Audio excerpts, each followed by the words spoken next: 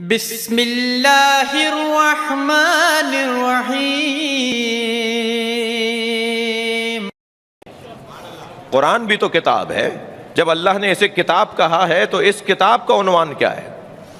جب ہر کتاب کسی عنوان پر لکھی گئی ہے تو قرآن بھی کتاب ہے، تو اس کتاب کا عنوان کیا ہے؟ اس کتاب کا عنوان یعنی قرآن کا عنوان انسان ہے۔ اللہ نے انسان کے موضوع پر جو کتاب لکھی ہے اسے قرآن کہا جاتا ہے۔ بھائی اس نے بنایا تو بہت کچھ، مگر سب کچھ بنا کر بھی اس نے اپنے آپ کو مبارکباد نہیں دی۔ یہ انسان کیا ہے کہ جسے بنا کر کہا تبارک اللہ احسن الخالقین؟ خود اللہ اپنے آپ کو مبارکباد دے رہا ہے کہ تو بہترین مخلوق کا خالق ہو گیا۔ انسان سے بڑھ کر کوئی مخلوق نہیں ہے۔ انسان تمام مخلوقات میں اشرف اور اعلیٰ اور افضل ہے، اور تمام مخلوقات پر حاکم اور ناظر ہے۔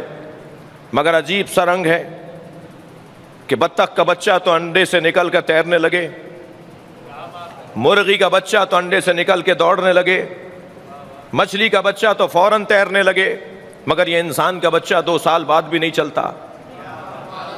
یہ انسان کا بچہ 3 سال کے بعد بھی پورے جملے نہیں بول پاتا۔ جسے اشرف بنایا تھا اسے پیدائشی طور پر وہ سارے کمالات دے دیتا۔ اللہ نے پیدائشی طور پر نہ انسان کے بچے کو چلنا سکھایا، جو بطخ کے بچے کو چلنا سکھا سکتا تھا وہ انسان کو بھی سکھا سکتا تھا۔ اچھا، قرآن مجید میں 2 مثالیں اس نے دے دیں کہ بچے بول بھی سکتے ہیں۔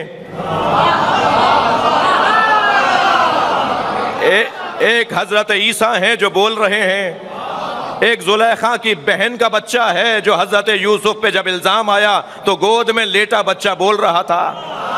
حضرت عیسیٰ کو تو آپ کہہ دیجئے کہ معصوم تھے، وہ زلیخا کی بہن کا بچہ تو معصوم نہیں تھا۔ تو اتنا مان لو کہ اگر قادر چاہے تو بچے کو زبان دے سکتا ہے، مگر اس نے ہر بچے کو زبان نہ دی، اس نے ہر بچے کو زبان نہیں دی۔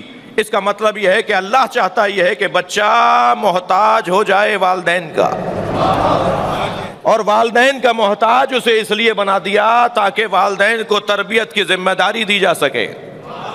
یہ حیوان کا بچہ نہیں ہے۔ جب یہ ہے ہی انسان کا بچہ تو تم پر تربیت کی ذمہ داریاں ہیں۔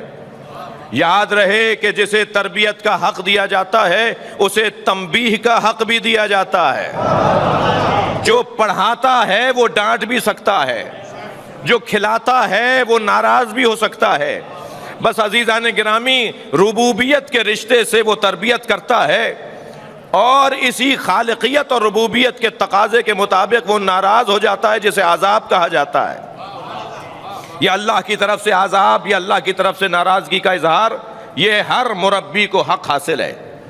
یہ 4 بچوں کے ماں باپ جب اپنے بچوں سے ناراض ہو سکتے ہیں تو وہ جو خالق کائنات ہے، وہ جو ماں باپ کو بھی پال رہا ہے، اسے بھی حق ہے کہ وہ کسی سے ناراض ہو جائے۔ تو یہ ناراضگی کو ناانصافی نہ کہنا بلکہ تربیت کا حصہ جاننا، تربیت کا۔ صلوات پڑھیں گے محمد و آل محمد۔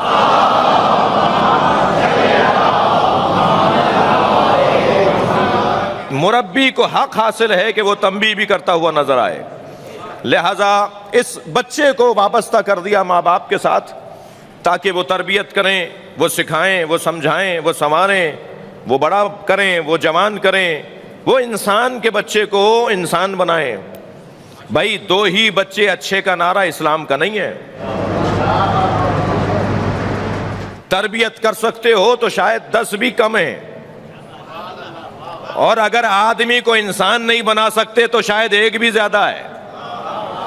خبردار 2 ہی بچے اچھے کا نعرہ نہ لگائیے گا، اس لیے کہ ابو طالب کے 4تھے بیٹے کو علی کہتے ہیں۔